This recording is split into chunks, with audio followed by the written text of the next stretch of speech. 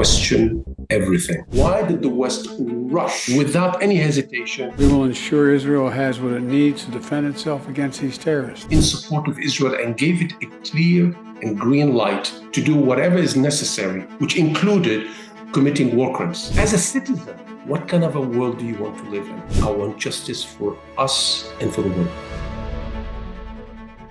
Hello, and thank you for joining. My name is Khaled Fattal. I am the chairman of the MLI Group, international best-selling author of Survivability, the book.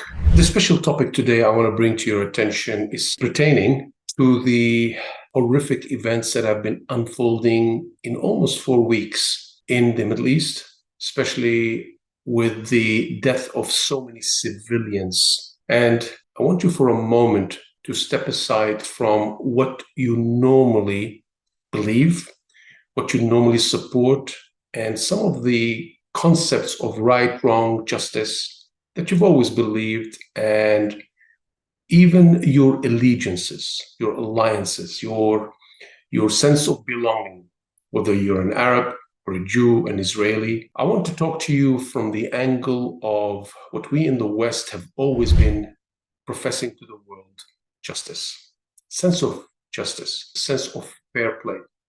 We Americans always talk about the underdog and championing the underdog. There's no escaping. I am certain that many of you, if not all of you, have already heard and seen the horrors that have been unfolding, the almost 10,000 civilians that have died in Gaza. These are innocent civilians, and many of you would be wanting to want people to talk about the innocent civilians who were Israelis who died as well. But here's what I want you to start thinking of. Step away from all of what you normally believe and ask yourself, what kind of a world do you want to live in moving forward?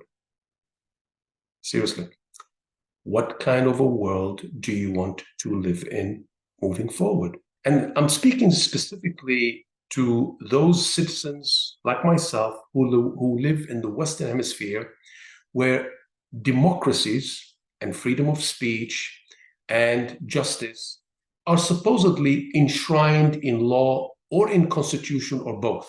And you wonder, if you're wondering why I'm actually taking that angle, because after all of the death and the destruction and the, as it stands now, close to about 10,000 dead on both sides, and there are many who are still under the rubble that may not be discovered until long after the last bullet or rocket or shell has been exhausted. I want you to start thinking, once again, what kind of a world do we want to live in? To answer that question, you need to start recognizing that we as citizens of the West, and those of us who are citizens of the world, no matter where you live, we are all being hijacked. We are all being hijacked by different ploys, different tactics, and different purpose disinformation, propaganda, misinformation, and government spin. And we the people, Westerners and all over the world, are the turkey for Christmas. We are the ones who pay with our lives and the lives of our children for the plans of those who are sitting at the top, who have agendas. So let me start by explaining what is the agenda, so at least you understand. And I hope you have set your allegiances and beliefs and some of the concepts what justice are, and some of it you may not know, you may not be aware of. Set that aside.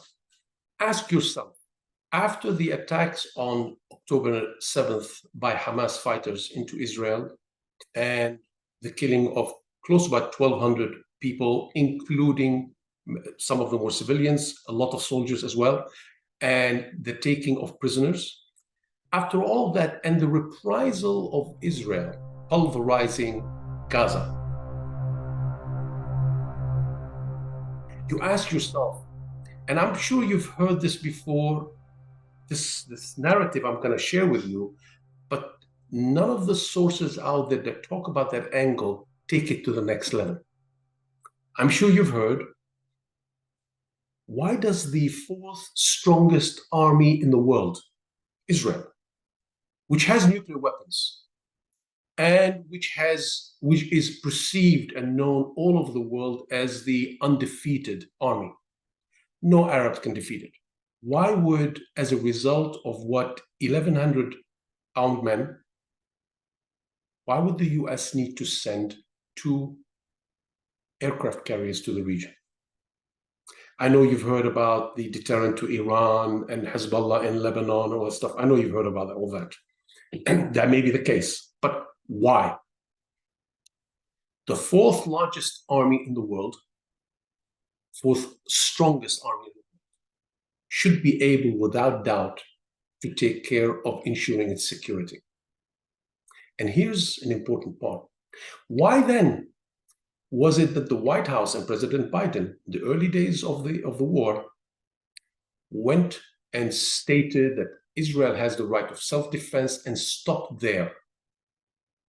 Why was it that Biden, French President Macron, British Prime Minister Sunak, and many other, the German Chancellor and many other world leaders, one after the other, flew to Tel Aviv and met with Benjamin Netanyahu, Israeli Prime Minister, and confirmed their stand by Israel and its right to self-defense, while they were all observing that Israel was actually committing, at minimum, war crimes. At a debatable level, genocide. And I'll talk about genocide later on. But war crimes, without a doubt, the cutting of electricity from 2 million innocent civilians in Gaza, it is a war crime.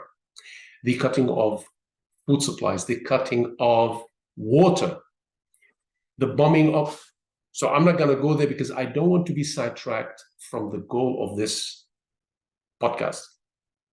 What kind of a world do we want to live in?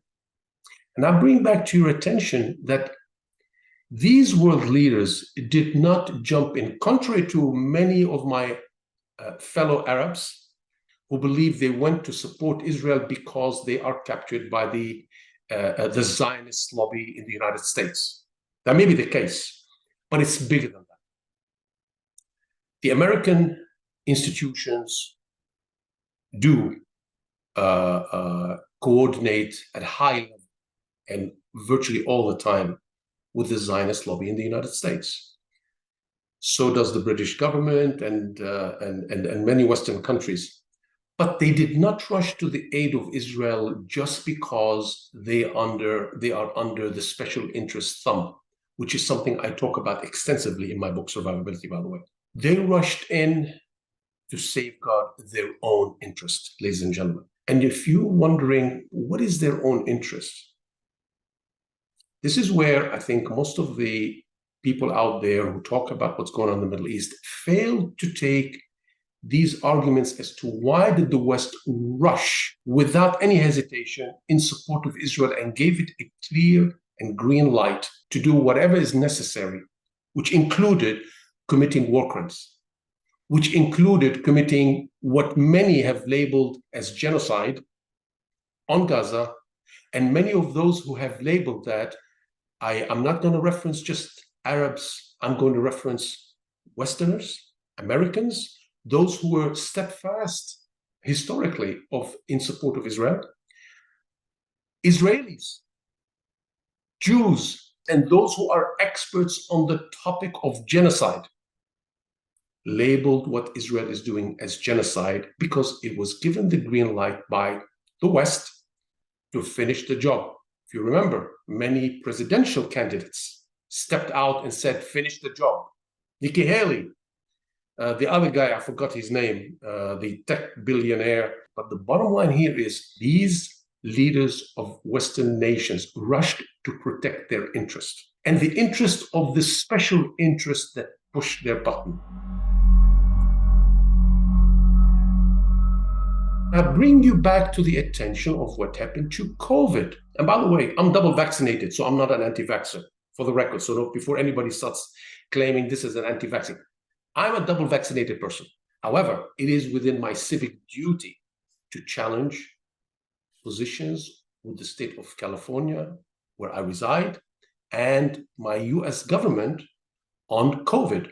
So when the state of California decides to publish commercials in California of how the COVID vaccine is safe to teenagers or to pregnant women, I say, no, you are lying to us, because the COVID vaccine was never tested for those purposes. It was tested and was given emergency use, and the testing criteria and the control groups were not pregnant women, and they were not children. And the government, the state of California, and the government in the United States cannot claim and back it up with evidence that it is safe for those categories. Yet, that's exactly what they were doing. Now you ask yourself, why am I bringing this up? How often did you hear during the COVID crisis that cost millions of lives? In the UK, close to about 500,000. In the US, in excess of 1 million. How much talk did you hear about? We need to learn from these experiences so we prevent these mistakes to happen again in the future. Guess what? How much learning have we done? How much talking about what could be learned was allowed to happen before they quickly threw us into the Ukraine war?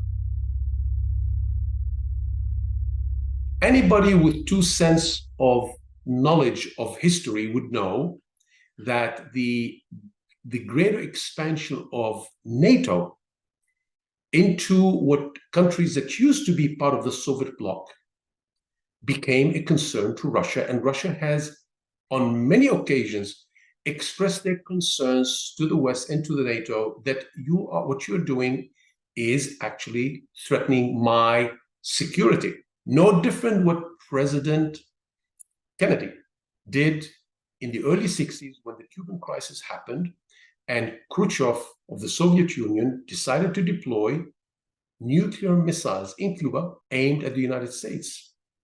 And Khrushchev was doing that because NATO had set up nuclear missiles in Turkey, one of the founders of NATO, aimed at the Soviet Union.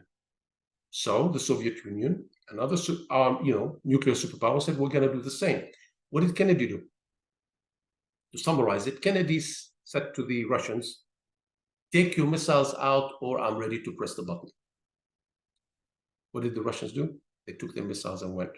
The US was not going to tolerate another nation, especially one with nuclear missiles, to place the nuclear missiles aimed at it 90 miles away from the US borders, and rightly so. But we dictate to the world what we won't like, but we don't like it when the other world does the same thing to us. We're used to compromising countries like Venezuela, third largest oil reserve country whose people are under who living before the poverty line. Syria, I've done a lot of podcasts on that subject. Those are countries that have very limited ability to actually withstand or respond to feeling threatened by a superpower. Russia was not one of those. So anybody, and I remember in the early days of the war, the invasion of Ukraine, and this is not to condone the death of civilians.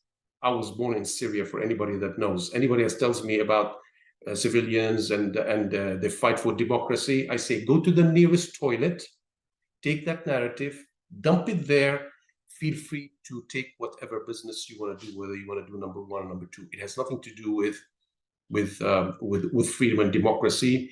These are the narratives they sell to us. There's a lot more to do with business and money and power and who owns the 21st century, ladies and gentlemen. Who will command the 21st century? So the Gaza crisis and the unprecedented level of civilian casualties in the Middle East, COVID, the lies and the early days, whatever we used to question about COVID, who we were called conspirators or anti-vaxxers, whatever, many of our positions ended up being validated because the facts came out. Let me also bring to your attention something else, another monumental event that we as citizens of the world continue to pay the price on, the financial crisis of 2008. And incidentally, the financial crisis of 2008, I talk about this extensively in my book, Survivability. The COVID experience, I talk about that and how we have been captured by special interests. But fundamentally, let me go back to the financial crisis of 2008. During the financial crisis of 2008, which happened because the regulatory framework and the model of supply-side economics and the bankers who knew they can and were willing to sell toxic loans to other investors, knowing the loans were toxic, but they shut a blind eye and didn't care, as long as they can flip them and make their arbitrage and make their profit margin. Until somebody opened the lid and the stench came out, and the stench literally infected the entire world. Do you remember the financial crisis then? The many conversations we used to hear, we need to learn from lessons and rectify this and put new regulation to prevent these bankers making those mistakes. Again, how much change have we seen to the regulation? Nothing. If in fact there were a couple of modifications to the rules, but we're still in the heavily pushed laissez-faire, minimum government intervention, self-regulation, and the bankers hardly any regulation, and they got us busy with something else. So, ladies and gentlemen, financial crisis calls for change, real change. Nothing happened. COVID, call for change, real change. Nothing learned, nothing was changed. We're back to normal, back to the day-to-day grind. The war in the Ukraine, nothing changed, very little, and everybody's still talking about that the unprovoked war, which we all know it has been provoked for many, many years. And now I'll come back to the Gaza crisis and the Middle East. And why would the US send 2 aircraft carriers to make sure that Israel stays strong and robust, and every single world leader runs to pay homage and kiss the ring? Ladies and gentlemen, it is because it is in their interest to do that, not just in the interest of Israel. And their interest is not the interest of the citizen. The plan, and why the West has rushed to the aid of Israel, is to secure a plan that it's been brewing for longer than 15 years, to provide the West, especially Europe, with alternative fuel to that of the one that Russia supplies, gas and oil, to Europe. And this is at the heart as to why the Syrian crisis started. Many of you may not know the Syrian crisis had nothing to do with democracy, a call for regime change. It's because there was a plan by the Qataris who went to Syria, who wanted to establish a pipeline from Qatar that goes into the Middle East, which would go into Syria, and it ended up being a pissing contest, showing no respect. And with all respect to some of my Qatari friends, new money does not make you cool, makes you arrogant. And we all know how much Qatar spent on the change of government in Syria, in excess of $100 billion, ladies and gentlemen. Long story short here is the civil war in Syria, the economic starvation of Lebanon. Now you start seeing where the links are now starting to appear. The alternative to the West being reliant on Russian oil and gas is meant to come through Israel, through pipelines and port cities on Haifa and Gaza as well. And this is why the port city in Syria of Latakia continuously gets bombed. You then draw your own conclusion how, for some unknown reason, still nobody knows, all of these superpowers have satellites from outer space, and nobody still wants to come and tell us what happened to the port of Lebanon that exploded in a Hiroshima-like explosion. Don't tell me this was because of some liquids, and I can't remember the name of the liquid fuel and all that stuff. This looked like a nuclear disaster. And how convenient that the port of Beirut is totally out of action. The port of Latakia is totally out of action. And Haifa is now the sole port that could actually serve the purpose of creating the alternative to the oil that Europe depends on. And it's now coming from allies of the United States, Saudi Arabia, and Qatar. And now you understand why lots of the talk that was coming out in the last few months out of the Israeli side that Saudi Arabia was about to sign a normalization agreement, which was, you never heard a tweet out of the Saudis on that. Saudi Arabia is part of the pipeline that will go through, and all of a sudden now, the West is in a position to change the dependence of oil on the West, of Europe from Russia, control the oil resources, and on the way, if 10,000 Palestinian civilians die, collateral damage. If 50,000 die, collateral damage. But ladies and gentlemen, I want to bring you back to the original question in my episode, in this podcast. What kind of a world do we want to live in? Do we want to live in a world where the same special interests, the handful of companies who manufacture pharmaceuticals, who manufacture weapons, who control the financial system, who truly are the benefactors of all of these plans, and who are aiming at securing their role and their continuity and their survivability for the 21st century as part of the geopolitical direction and the fight between the West and the East on who owns the 21st century. The Western Hemisphere has been exposed for being probably successful at marketing and labels.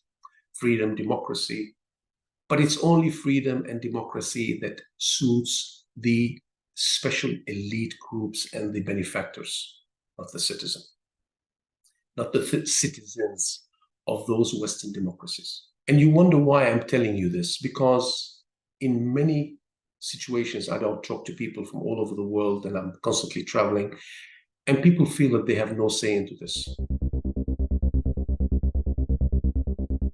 I want to share with you that you, the citizen, has the strongest say in all of this. Do you know what your say is?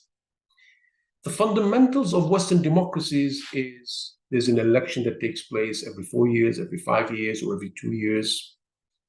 You know, in the US, every 2 years there's an election, Congress, representative, every 4 years there's a president, UK every 5 years, etc., etc. The bottom line here is these government and political elected officials derive their authority to implement the plans of the special interest that don't give a damn about you, who continuously treat you and treated you like turkey for Christmas. During COVID, we're now seeing all of the information coming out, how many of the governments in the UK and the UK government thought of people. Boris Johnson is quoted by many of his advisors to have stated that the elderly should accept their fate and let the young live their lives and the economy move forward. I'm paraphrasing, but that's exactly what he said. And it's more coming out because there is an official inquiry going on in the United Kingdom. So as a citizen, what kind of a world do you want to live in? What does your humanity tell you?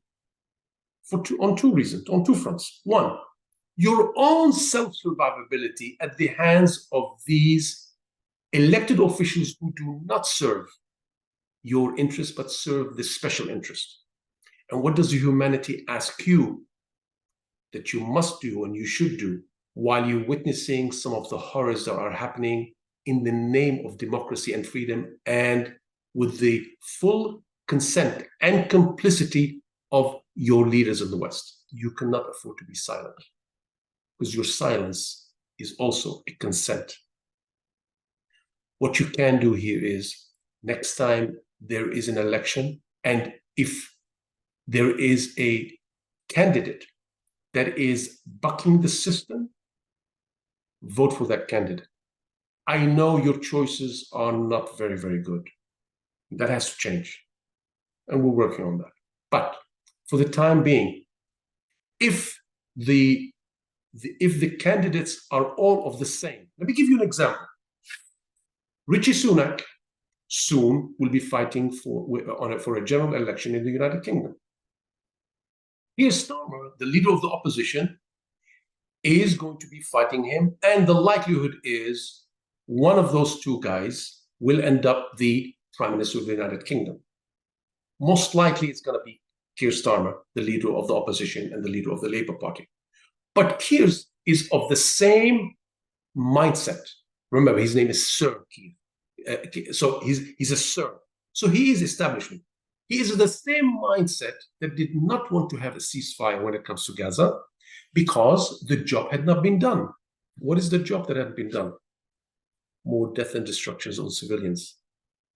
4 weeks now, Israel has not moved in to eliminate the military value and operations of Hamas, as it says it wants to do that, and it must kill it. 4 weeks later, no, all it's doing is from the air. So if your choices is Keir Starmer or Rishi Sunak, what are your choices? And here's what I'm going to suggest you do. In your general election, if your choices are both, I'm not going to cuss, the letter D, blah, blah, blah, blah, heads, I would suggest put in a blank sheet of paper. You can write down on that piece of paper, I want justice for us and for the world. Justice for us and the world. If you are an American, I want justice for Americans and the world. If you're a British citizen, I want justice for British citizens and the world.